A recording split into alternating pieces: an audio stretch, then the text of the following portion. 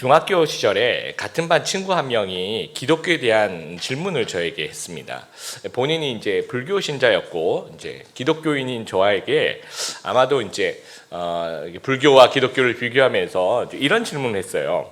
부처님의 제자는 1000명이 넘는데 예수님은 왜 12명밖에 없는가라는 질문을 하더라고요. 어린 마음에 아마도 이 친구는 이제 불교의 제자 수가 더 많고 규모가 더 크다고 아마 생각을 했던 것 같아요. 그러니까 우리가 더 좋아, 아마 이런 생각을 했던 것 같습니다. 그때는 그 얘기를 듣고 대답을 잘 못했어요. 근데 이제 성경을 좀 알게 되고 예수님에 대해서, 교회에 대해서 알게 되면서 비로소 그 질문에 대해서 이제 답을 할 수가 있게 되었습니다. 그 친구는 왜 12명밖에 없는가, 예수님의 제자가, 이렇게 물어봤는데 이건 어디까지나 한국적인 사고방식이 전제되어 있는 것 같아요. 큰 것이 적은 것이다, 좋은 것이다, 12명 너무 작다, 이제 이런 그 마인드가 그 머릿속에 이제 있는 거죠. 한 1000명 정도는 돼야지, 이런 어떤 생각이 있는 거죠. 그러니까 우리나라 사람들이 이제 나라가 좀 작고 그래서 그런지 몰라도 큰 걸 굉장히 좋아합니다. 그래서 이제 반포대교, 한남대교 앞에 대자를 붙이죠. 근데 미국 이제 뉴욕 같은 데 가시면 그 뉴욕의 3대 다리라고 얘기하는 그 브루클린 브릿지라든지 그 맨하탄 브릿지 앞에 그냥 브릿지입니다. 그냥 다리, 우리나라로 표현하면 그냥 어디 가나 그냥 다리인데 우리나라는 그 다리 앞에다가 큰 대자를 또 붙입니다. 그래서 대교라는 말을 쓰는 거 되게 좋아해요. 마트도 대형 마트 가는 거 좋아하고, 백화점도 대형 백화점 가는 거 좋아하고, 병원도 대형 병원 안 가, 감기 걸렸는데 대형 병원 하도 가니까 이제 법으로 못 가도록 이제 하여튼 여기서 뭔가를 받아서 저쪽으로 가는 한이 있더라도 하여튼 직접 못 가도록 이렇게 법으로 만들어 놓고, 그게 우리 한국적인 심성이 아닌가 생각이 됩니다. 그래서 누가 그런 얘기를 하더라고요. 이건 말도 안 되는 얘기지만 한국 엘리트의 3대 조건이 첫 번째는 확 트인 강남, 큰 어떤 그 확 트인 강남에 살아야 되고, 두 번째는 그 가운데서도 아주 큰 평수의 아파트에 살아야 되고, 세 번째는 대형 교회에 출석해야 된다. 그런 얘기를, 말도 안 되는 얘기죠. 누가 이제 하는 얘기를 들었습니다. 그러니까 그만큼 우리가 교회에 대한 오해, 교회 하면 이제 고딕 양식의 아주 화려한 어떤 건물과 높은 십자가의 어떤 종탑, 그 다음에 이제 홀이 아주 큰 홀에 잘 갖춰진 그런 음향과 조명이 있는 교회 하면 생각나는 게 그런 부분이라는 거죠. 아까 그 친구가 12명밖에 없냐라고 물어봤는데, 저는 더 좋은 질문은 12명이면 왜 안 되는가, 이게 저는 훨씬 더 좋은 질문이라고 생각합니다. 12명이면 왜 안 되는가. 예수님께서 12명의 제자들을 훈련시키시고 부르셨다라는 거죠. 어떤 분들은 이게 12지파의, 구약의 12지파의 상징으로서 신약에는 그 12제자를 부르신 것이다 라고 말씀하신 분들도 계십니다. 그것이 옳다, 나쁘다, 옳지 않다, 그걸 얘기하려고 하는 것이 아니라 분명한 것은 예수님이 그 소그룹을 부르셨다라는 거죠. 그래서 닐 맥브라이드라는 그 학자는 예수님의 12제자를 연구하면서 이런 얘기를 합니다. 첫째, 예수님은 그의 지상에서의 사역을 제자들 소그룹을 만드시면서부터 시작하셨다. 두 번째, 예수님은 대부분의 시간을 그의 소그룹과 함께 하셨다.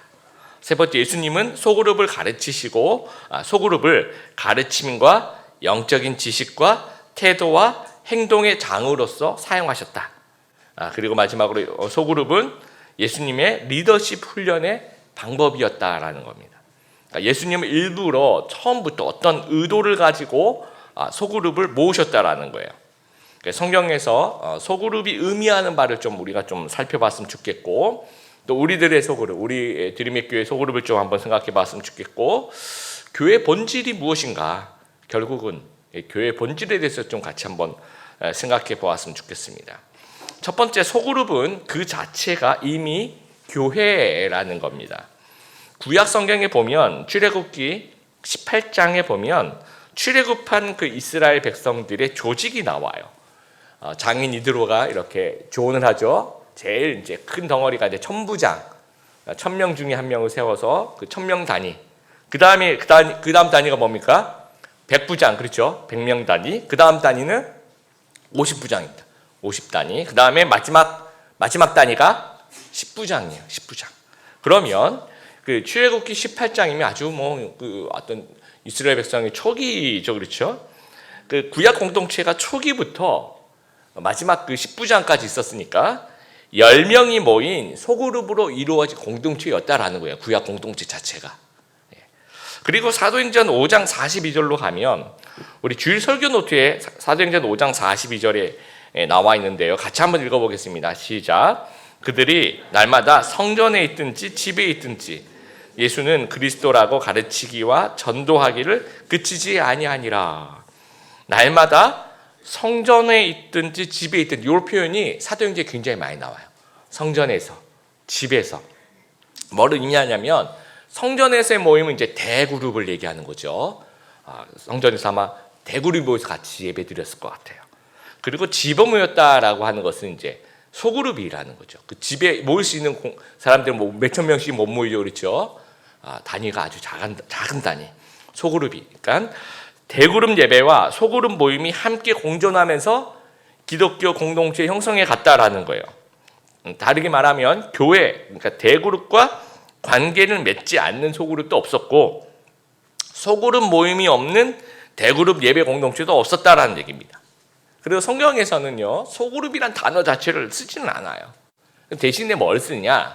교회라는 단어를 쓰고 있습니다. 우리 마태복음 18장 20절 설교 노트에 있죠. 같이 읽어보겠습니다. 두세 사람이 내 이름으로 모인 곳에는 나도 그들 중에 있느니라. 그 하나님의 생각은 이 숫자가 몇천 명에 모여야지만 내가 한번 가줄게. 그게 아니라는 거죠.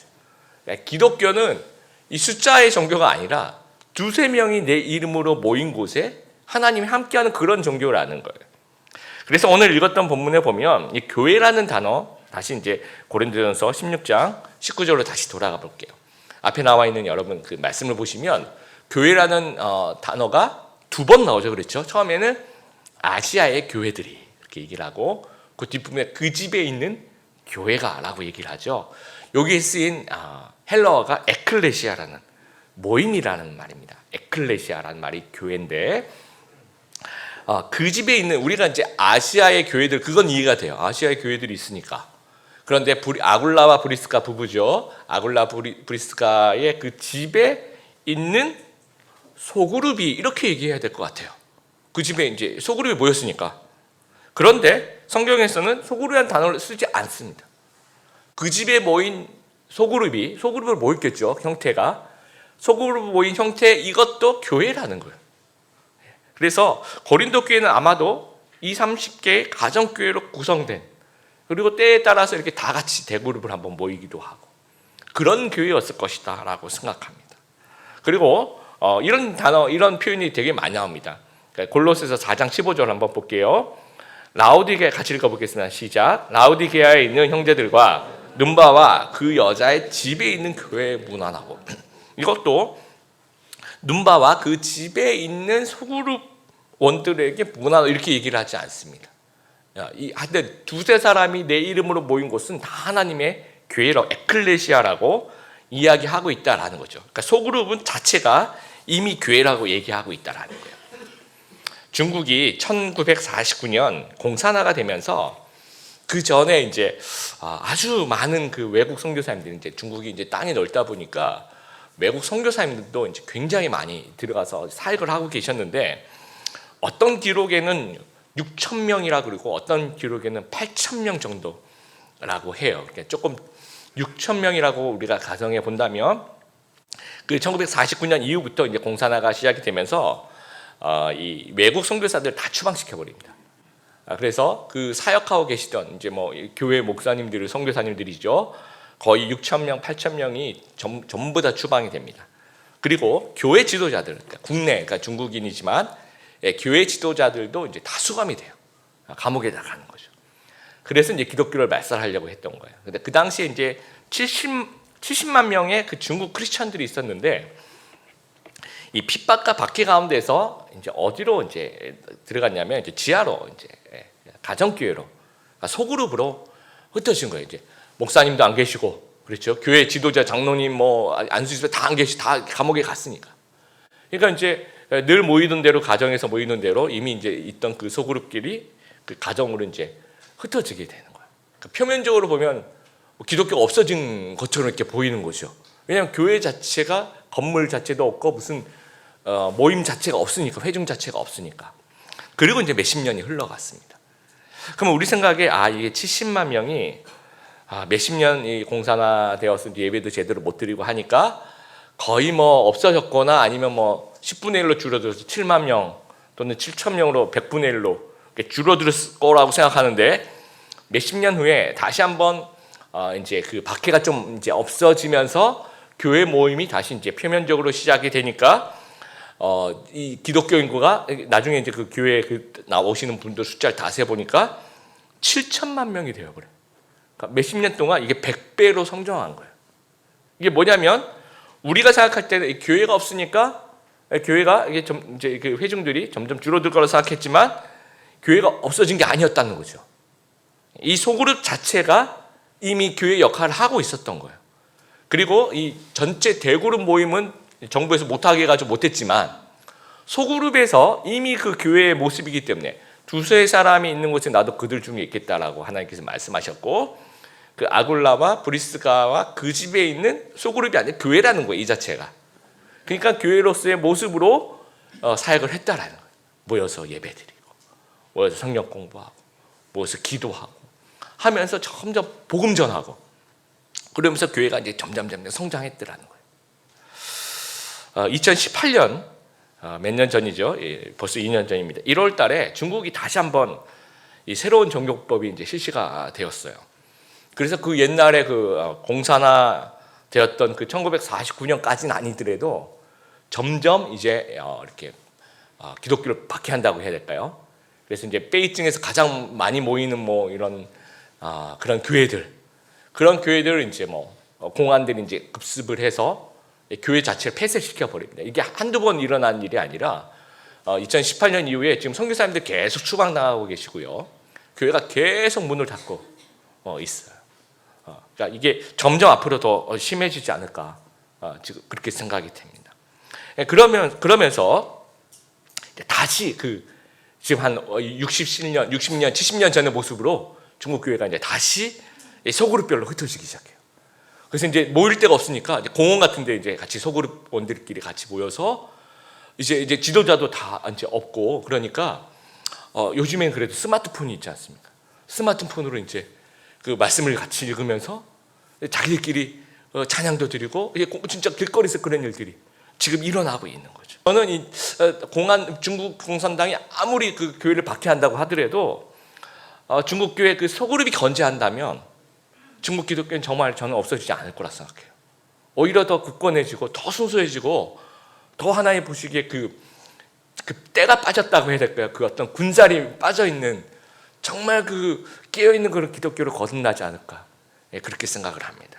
그래서 그렇게 상상을 좀 해봤어요. 또 그것과 맞물려서 만약에 대한민국에 같이 상상해 보는 거예요. 그래 우리 대한민국 그럴 일은 없지만 모든 교회를 폐쇄시켜 버려. 갑자기 막 공안인가요? 하여튼 뭐 누군가 들어 닥쳐가지고 막 저 막 감옥 가고 그리고 지도자 우리 안수 집사님들 다 감옥 같이 이렇게 같이 가죠, 그렇죠? 저만 가긴 좀 그렇지 않습니까? 그래서 예수 믿는다고 우리 또 권사님들도 같이 갈까요? 예, 가죠 뭐 중직자니까 우리 안수 집사님 권사님들 다 우리 감옥에 갇혀 이렇게 감옥에서 우리끼리 예배드리고 이제 그렇다고 가정을 해봅시다. 예수님 때문에. 그러면 드림의 교회에 있는 소그룹끼리 흩어지겠죠? 그리고 이제 1년 뒤에 다시 모입니다라고 가정을 해보세요, 여러분. 그러면 1년 뒤에 우리가 이 소그룹이 정말 그 우리 자본주의의 어떤 영적인 때가 다 없어지고 정말 순수하고 막 그 초대교회 그 카타콤에 모인 신자들처럼 그렇게 활활 불타면서 막 100배로 성장되어서 있겠습니까? 아니면 김광석의 노래처럼 먼지가 되어 이렇게 공중으로 흩어질 것 같습니다. 어떨 것 같습니까? 여러분 오늘 그 예배 마치시고 소그룹에서 저는 이 문제 가지고 좀 여러분 깊이 있게 한번 나눠보시라고 좀 말씀드리고 싶어요. 그러니까 우리들의 그 드림의 교회 소그룹이 이 자체가 이 드림의 교회도 이거 굉장히 좋은 교회지만 드림의 교회 안에 있는 소그룹도 교회 안의 교회라는 거예요. 에클레시아라고 성경이 얘기하고 있다라는 거죠. 그렇다면 만약에 우리가 중국 종사나 되는 것처럼 만약에 그런 일이 벌어진다고 할지라도 소그룹끼리 교회 기능을 할 수 있어야 된다. 그 자체가 교회가 되어서 건재하게 또 하나님과의 그 어떤 관계 안에서 성장하는 그런 소그룹, 그런 교회 안에 그 교회가 우리의 모습이 되어야 된다라는 겁니다. 두 번째, 소그룹은요, 교회로서의 기능을 해야 된다라는 거예요. 2020년 되면서 이제 트렌드를 분석하는 책들과 기사들이 굉장히 많이 나오더라고요. 그 중에서 이제 늘 이렇게 매년마다 이제 트렌드 코리아라는 책이 있지 않습니까? 이제 그 매년마다 이제 우리나라의 그 트렌드를, 물론 그게 다 맞지는 않아요. 맞기도 하고 틀리기도 하는데, 이제 가장 강조하는 키워드가 그거더라고요. 보니까 그 멀티 페르소나, 이게 복수의 가면, 페르소나라는 말은 이제 연극 배우들이 쓰는 가면을 얘기하는데, 이제 우리 2020년 되면서 사회가 이제 이렇게 가더라는 거죠. 상황에 따라서 이렇게 가면을 이렇게 바꿔 쓰는 그런 다중 정체성의 시대로 가고 있다라고 이야기를 합니다. 그러니까 직장에서의 모습과 또 그 퇴근 후의 모습도 다른 거죠. 직장에서는 막 미스커피 막 타고 막 같이 마시고 그러면 퇴근 후에는 정말 자기가 좋아하는 그런 브랜드 커피, 물론 통만 이렇게 들고 다니면서 그 안에 뭐 믹스커피 들어가지 그건 잘 모르겠지만 하여튼 직장에서의 모습과 퇴근 후의 모습이 또 다르고 일상에서의 모습과 또 SNS에서 이렇게 보여주는 모습이 완전 또 다른 그 멀티 페르소나의 모습으로 가고 있더라는 거죠. 그러면 그 대인관계는 그럼 어떤 트렌드를 취하느냐? 느슨한 관계로 계속 갈 것이다. 좀 더 느슨한 관계로 갈 것이다라고 전망을 해요. 그러니까 관계에 대한 기대가 낮고 휘발성 관계라고 하죠. 쉽게 그냥 사라지는 휘발성 관계. 또 살짝 느슨한 관계만으로도 그런 소통만으로도 좀 만족하는 그런 시대로 간다라는 거죠. 그래서 이제 요즘에 이제 막 그 유행하는 게 막 달라지는데 최근에는 그런 게 유행한대요. 러닝 크루라고 이렇게 한강공원에서 뛰는 건데요. 그러니까 모여서 뭐 이렇게 총무 뽑고 그런 거 아니고 일단 몇 시에 딱 모여서 그냥 뛰기만 해요. 다 같이 뛰면 그냥 각자 흩어지는 겁니다. 뭐 뒷풀이 뭐 이런 거 없고 뭐 회장 뽑고 막내가 뭐 이렇게 어디 섭외해야 되고 뭐 몇석 전화해야 되고 뭐 이 회비가 없고 뭐 그런 거 없고 그냥 같이 그냥 함께 뛴다. 단 내가 원할 때만. 그리고 다 뛰면 그냥 흩어지는 거죠. 이게 이제 앞으로의 우리 애들의 모습일 것이다. 라고 이제 전망을 해요. 근데 그 전망 속에서 이제 이게 전망이라는 것이 이제 이 모습이라는 거니까 현대인들이 왜 그러면 느슨한 관계를 원하는가 보면 원래 이걸 좋아해서 그런다기보다는 상처받지 않기 위해서, 그러니까 관계로부터의 어떤 상처와 관계로부터 받는 그 스트레스를 하게 자기 보호 본능이라고 생각을 합니다. 그러니까 실제로는 무엇을 원하느냐? 실제로는 정말 친밀하고 따스한 관계를 원하는 거예요. 그 SNS에서 자기 사진 찍어서 올리지만 누군가가 좋아요를 눌러주기를 바라는 마음이 있다라는 거죠. 그러니까 실제로는 뭔가 관계를 맺고 싶은 거예요. 따스한 그런 관계를. 그러니까 예수님께서 일부러 그 소그룹을 택하신 이유가 소그룹은 가장 그 따스한 영적 교제를 가능하게 해줘요. 신약 성경에 서로 사랑해라, 서로 나눠줘라, 서로 챙겨줘라 이런 서로라는 말이 50번 이상이 나옵니다. 근데 이 명령에 순종할 수 있는 가장 좋은 장은 대그룹에서는 이게 좀 불가능해요. 우리 드림의 교회가 그렇게 크지 않은 교회지만 다 같이 모여서도 이게 불가능한. 그러니까 어디서 가능하냐? 그 집에 있는 교회. 이 소그룹에서 가능하다라는 거죠. 친밀하게 그 서로라는 말을 챙겨줄 수 있는 공동체가 된다라는 거예요. 그리고 예수님께서 이제 제자 소그룹으로 택하셨잖아요. 그렇죠? 제자들의 그룹을 뭐 1000명씩 이게 아니라 딱 12명만. 그 이유가 그 12명 이하의 그 그룹은 훈련과 양육에 가장 효과적인 환경을 제공해줘요. 그러니까 우리가 3일 후에 기억량이라고 하면 그러니까 뭔가 이렇게 읽었어요. 그러면 3일 뒤에는 읽은 것이 한 10%밖에 기억을 못한대요. 그러니까 들은 것은 한 20%. 그러니까 지금 여러분이 설교를 듣는데 설교를 들으시는 게 3일 뒤에는 한 20%. 기억이 안 나요. 본 것은 한 20%. 또 본인이 연구한 것은 한 60%. 또 본인이 그것을 보고 듣고 행동하고 이런 것들은 90%. 또 이제 암기한 것은 100% 남는다고 하는데 저는 이건 좀 잘못되었다. 암기하고 또 돌아서면 또 뭐지? 그러는 저희가 그래서 아마 이거는 조금 다른 사람의 어떤 우리들의 얘기는 아닌가 보다 이렇게 생각을 합니다. 근데 여러분 이 소그룹이 이런 보고 듣고 연구하고 암송하고 가장 효과적인 성경 공부의 환경을 제공해 줍니다. 그래서 교회 안에서 양육이라고 얘기할 때 가장 이 양육할 수 있는 이 그룹이 이 대그룹에서는 양육이 아니에요. 이건 소그룹에서 가장 효과적인 양육이 이루어질 수 있다라는 거예요. 그러면 소그룹이 있기만 하면 저절로 교회의 기능을 하는가? 그렇지는 않습니다. 두 가지 전제 조건이 필요한데요. 첫 번째는 리더와 그룹원들의 그 분명한 목적 의식이 있어야 돼요. 우리가 이걸 왜 하는가에 대한 또 리더 또 소그룹원들 다 같이. 두 번째는 같이 시간을 많이 보내야 되는 거예요. 순복음 중학교의 그 조용기 목사님이 개척하신 얘기를 이제 책으로 제가 한번 읽었는데, 1958년에 이제 교회를 개척하고 이 천막 교회를 시작했대요. 그 당시에는 이제 교회가 천막만 이렇게 쳐도 사람이 막 모여드는 그런 시기라서 정말 많은 사람들이 와서 열심히 예배를 드렸는데, 열심히 또 일을 하다 보면 그 당시 좀 잘 못 먹고 건강 상태가 안 좋다 보니까 폐병에 걸리신 분들이 좀 많이 계셨나 봐요.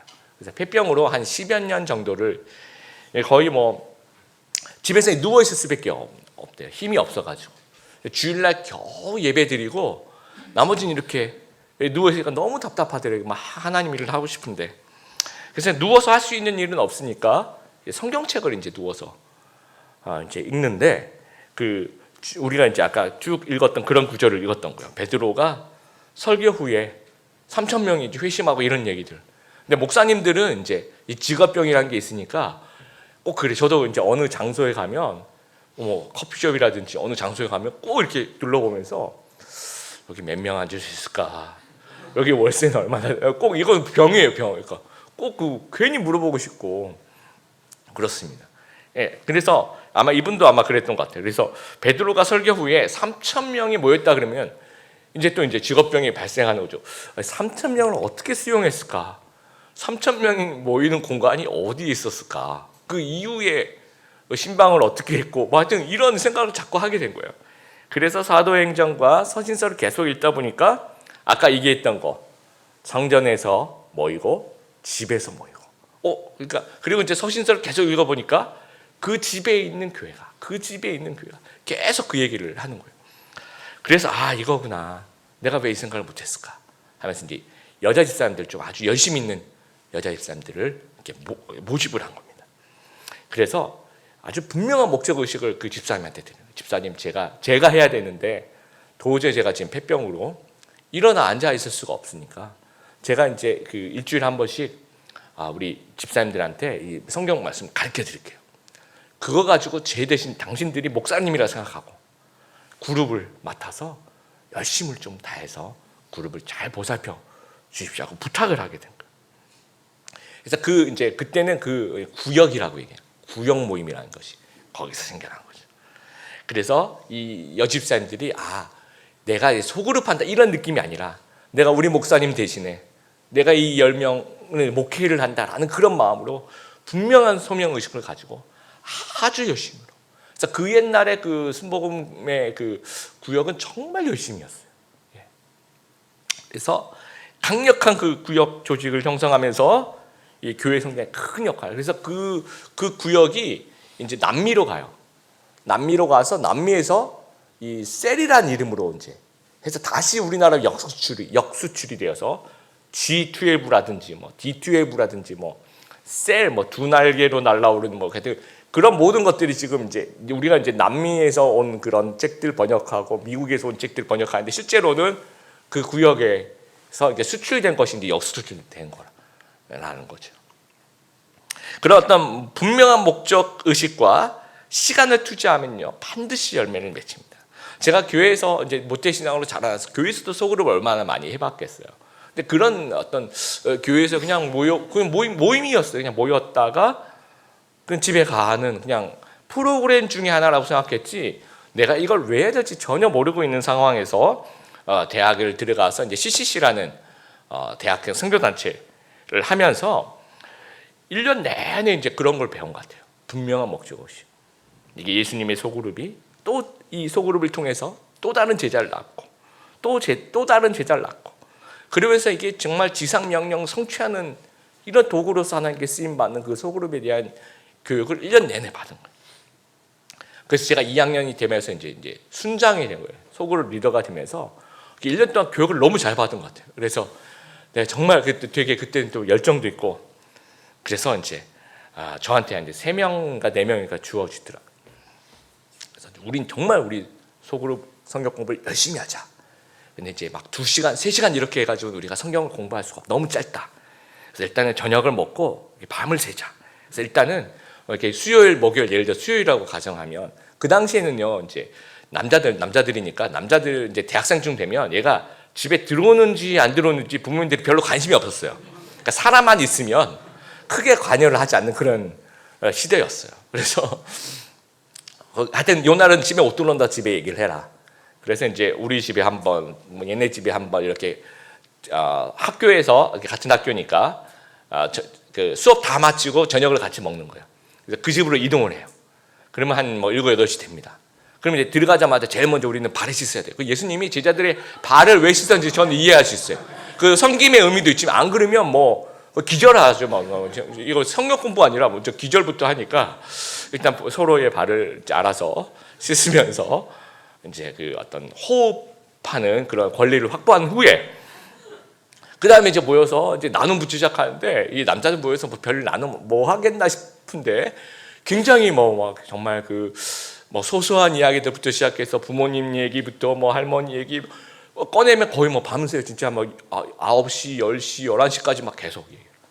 그리고 이제 성경 펴서 이제 성경 공부를 하는 거죠. 그리고 난 다음에 이제 좀 졸립니다. 그럼 조금 자고, 그 다음에 같이 이제 일어나서 아침에 이제 큐티 모임 같이 다 와서 8시까지 학교 와서 또 큐티 모임하고, 이게 매주마다. 그리고 이제 얘네들 1학년의 학생들이니까 이렇게 늘 다른 소그룹도 다 밤을 새는 줄 알아요. 그러니까 저희만 그런 게 아니라, 물론 성경 공부만 무조건 밤을 새야 되는구나. 얘네들이 이제 1학기 내내 이렇게 하다가 방학 때 가지고 다른 소그룹은 한 2시간만 한다는 사실을 이렇게, 그래서 그때부터 이제 반항을 하더라고요. 이거 왜 우리만 밤새냐고. 그랬던 기억이 납니다. 그리고 이제 제가 4학년 때 했던 성경 공부 때는 이제 밤은, 그때는 이제 조금 늙었다고 이제 밤은 못 새고 대신 이제 성경 암송을 하자.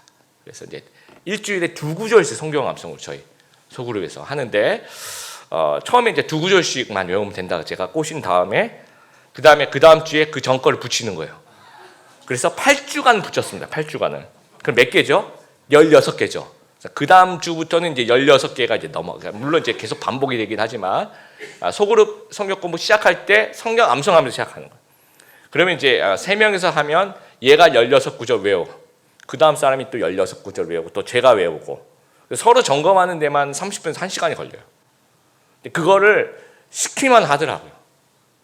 어떻게 인간이 어떻게 하냐 그랬지만 했어요, 이렇게. 그리고 또 그 다음 주 되면 또 2개가 새로 들어오고 하나가 나가죠, 그렇죠? 그러면 8주 동안에 계속 그거를 암송하면서 그때 암송한 것들이 지금도 이제 다 보약으로 남아 있는 거죠. 그렇게 하니까 사람들이 변하더라고요. 그러니까 내가 분명한 목적 없이 또 시간도 안 투자, 그러면 아무 일도 안 일어나요. 그냥 프로그램인 거죠. 내가 정말 이 영혼을 하나님의 제자로 키워야 되겠다라는 분명한 목적 의식을 가지고 또 같이 시간을 또 많이 투자하면 그 가운데서 하나님께서 역사하시는 거예요. 제가 대학부 그 담당 목사 시절에 어느 그 자매가 리더가 됐어요. 근데 이제 본인이 이제 뭐 법대생이었기, 이제 나중에 이제 로스쿨 가겠다고 막 법대생들한테 공부가 많아요. 그러다 보니까 이제 그냥 리더 그냥 대충 하면 되지 뭐. 그러니까 이렇게 소그룹 이렇게 편성해 주니까 그냥 주일날만 가면 이렇게 하면 되지 하면서 전혀 신경을 안 쓴 거예요. 그랬더니 이제 목적도 없이 내가 왜 자기가 리더를 왜 하는지 시키니까 이제 하는 거죠. 그런데 막 진짜 그러니까 이제 이 소그룹 원들도 이제 그게 느낌이 전달이 된대요, 여러분. 진짜로. 그러니까 이 리더가 어떤 마음으로 이렇게 하는지에 따라서 그게 전달이 되나 봐요. 그러니까 한 주씩 얘들도 이제 번갈아가면서 안 오기 시작하다가 나중에는 정말 거의 아무도 안 오고 얘 혼자 있거나, 정말 아까 얘기했던 공중분해, 먼지가 되어서 이제 공중분해가, 그걸 우리가 전문 용어로 이렇게 말아 먹었다, 이제 이런 표현을 쓰고 있어서 이제 이 자매가 이제 완전히 멘붕이 된 거예요. 대충 하면 될 줄 알았더니 아무도 안 오는 거예요. 매주마다 너무 힘든 거예요, 마음이. 그래서 저를 찾아왔더라고요. 목사님, 제가 다음 학기는 정말 리더를 못할 것 같다고. 내가 너무 이렇게 애들 아무도 안 오고 내가 너무 자격이 없는 것 같다고. 그래서 이제 둘이서 이제 장시간 얘기를 했어요. 그러니까 왜 얘네들이 안 오냐? 우리가 배운 대로 그런 마음가짐으로 분명한 목적 의식을 가지고 했냐? 물어보니까 다 점검해 보니까 그러지 않았더라. 그냥 자기 바쁘니까 대충 하면 될 줄 알고 그냥 했던 거죠. 그래서 자기 안 하겠다 하는 건 너 지금 안 하면 진짜 그 뭐랄까 우리 운동 선수도 이렇게 조금 못해도 조금 더 키워줘야지 더 좋은 선수가 되잖아요. 막 바로 2군 보내 그러지 않고 좀 더 기회를 주고 그래서 정말 한 학기만 더 해보자. 내가 다음에 이제 이번 학기에는 좀 힘들면 다음 학기 시작을 할 때 똘똘한 애들 좀 붙여줄 테니까 출석 잘하고 이런 친구들 붙여줄 테니까 다시 한번 힘을 내서 해보자. 내가 가서 기도 좀 하고 오라고 보냈더니 며칠 후에 연락이 왔어요. 제가 기도를 해보니까 다시 한번 좀 도전을 해보고 싶다. 그래, 그럼 내가 소그룹을 내가 바꿔주겠다. 그랬더니 싫대요. 그러니까 지금 있는 소그룹 그대로 한 번 더, 한 학기 더 한번 도전을 해보고 싶다. 얘네들 교회도 안 나오는데도 괜찮겠냐? 또 상처받는 게 아니라 자기가 정말 초심으로 돌아가서 다시 한번 해보겠다. 그러면서 정말 그 목적, 내가 우리 소그룹이 왜 필요한가? 분명한 목적의식을 같이 이제 공유하기 시작한. 그리고 시간을 또 많이 투자하기 시작했고, 대학부 모임 그 시간만 하는 것이 아니라 끝나고 집에 갈 때도 집에 안 가고 다 모여서 또 밥 먹고 가고, 그다음에 막 서로 막 1박 이제 교회에서 또 이제 유치부실 같은 데서 막 그런 MT 자기 잠포 이런 것들도 하면서 시간을 그렇게 많이 투자하니까 점점 똑같은 사람인데도 이제 안 나왔던 친구들이 또 한 명씩 두 명씩 나오기 시작하는 거예요. 그래서 이렇게 제적 인원까지 전원 출석하는 그 소그룹 있잖아요. 그것도 매주마다. 그래서 굉장히 모범적인 소그룹을 만들면서 그 다음 학기 또 이렇게 웃으면서 또 이렇게 개편되는 모습들을 제가 봤어요. 그래서 이게 그냥 해서는 되는 것이 아니구나. 내가 어떤 기능을 해야 되는구나 생각하면서 그런 분명한 목적의식 우리가 모두가 좀 갖게 되길 바라고, 또 많은 시간을 좀 투자했으면 좋겠습니다. 유대교는 회당을 자랑하고 이슬람교는 모스크 사원을 자랑하고 불교는 사찰을 자랑한다라고 합니다. 세계 교회 역사를 보면 교회가 건물을 자랑하기 시작하면서 이제 타락의 길로 걸어가기 시작한다라는 거예요. 그러면 기독교의 자랑은 무엇이어야 되는가? 저는 기독교의 자랑은요, 이 작은 모임의 생명력, 이것을 좀 자랑할 수 있어야 된다고 생각해요. 두세 사람이 모인 곳에 나도 그들 중에 있느니라고 말씀하시는 그 하나님과 함께하는 그 두세 명, 세네 명이 같이 모인 그 작은 그룹이 어떠한 생명력을 가지고 있는가? 이것이 우리가 정말 기독교가 자랑해야 될 것이 아닌가 생각해요. 그래서 작은 그룹에서의 모습이 진짜 교회의 모습이에요. 여러분, 우리 이 대그룹 지금 이렇게 여러분 앉아 있는 이 주일 예배 드릴 때는 얼마든지 여러분이 하나님 앞에서 이 교회인 척, 이 모습이 내 본 모습이라고 착각할 수 있습니다. 그런데 정말 이 소그룹으로 들어가면 이게 우리의 본 모습이 나타날 수 있다라는 거죠. 막 소그룹 예배 안 드리고 막 예배만 드리고 막 소그룹 막 빠지고 싶은 막 우리의 본 모습, 막 소그룹 하면서 막 빨리 끝내달라고 얘기하는 그 또 느슨한 관계에 만족하는 또 우리의 모습. 또 여러분 또 이렇게 교인들끼리 정말 돈 거래하시면 절대로 안 됩니다. 그럴 일이 돈도 거래할 돈이 없지만 하여튼 혹시나 있더라도, 그리고 교인들끼리 모여서 기도하는 마음으로 술 한 잔씩 주님을 영접하고 그런 절대로 그러면 안 됩니다. 교인들끼리 절대로 그러면 안 됩니다. 우리들의 소그룹은 모이면 생명력 넘치는 그 예배자의 모습이 되어야 되는 거죠. 열심히 있는 성경 공부의 모습이 되어야 되는 거고, 그 어떤 삶의 깊이 있는 나눔과 좀 복음 전파의 모습이 우리들의 그 작은 그룹에 정말 기독교의 생명력을 담아서 표현이 되어야 된다는 거예요. 그것이 진짜 기독교의 모습이라는 겁니다. 그래서 2020년 새해 첫 메시지를 소그룹에 대한 메시지를 드리지만, 이게 소그룹에 대한 이야기라기보다는 저는 교회의 본질이 무엇인가 우리가 좀 생각하면서 새해를 맞기를 바랍니다. 리고렌 목사님 이런 얘기를 합니다. 교회는 점점 커지면서 동시에 점점 작아져야 된다라는 거예요. 또 칼 조지라는 그 학자 목사님도 21세기형 성장형 교회는 수천 명을 얻을 수 있을 정도로 크면서 개인적인 접촉이 가능할 만큼 작은 교회여야 한다라는 거예요. 드림의 교회가 좀 이렇게 됐으면 좋겠어요. 정말 우리가 열려 있어서 누구든지 우리 드림의 교회로 찾아올 수 있는 그런 교회가 되면서 동시에 개인적인 접촉이 가능할 만큼 그런 작은 교회로 점점 커지면서 동시에 점점 작아지는 이 대그룹의 교회도 점점 커지지만 이 작은 우리 소그룹의 이 작은 교회도 점점 작아지면서 이 사도행전 초대교회와 같은 그런 강력한 소그룹이 존재하는 교회가 되었으면 좋겠습니다. 그래서 두 날개로 이 대그룹의 예배와 소그룹의 그 양육 이 두 날개로 좀 날아오르는 작은 교회로서의 그런 기능을 하는 그런 소그룹, 또 분명한 목적의식과 어떤 그 소그룹에 더 많은 시간을 투자해 보려고 하는 리더와 소그룹원들 모두의 그 합의, 또 더 많은 정성을 투자하려는 그런 마음들을 저희들이 좀 가지고 이런 강력한 소그룹과 함께 우리들의 사도행전을 좀 써내려갈 수 있는 그런 귀한 드림의 교회 공동체 다 되시기를 주님의 이름으로 축복합니다.